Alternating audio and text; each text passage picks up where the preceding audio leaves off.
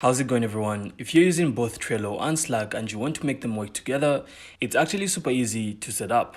So integrating the two can help you get notifications from Trello straight to Slack, create new cards from Slack messages, and generally keep your projects in sync without constantly switching apps. So to get started, simply head over to the Slack app directory.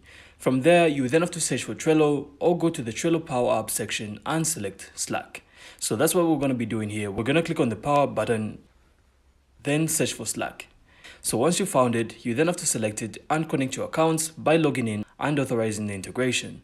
So once that's done, you can then choose which boards send updates to which Slack channels.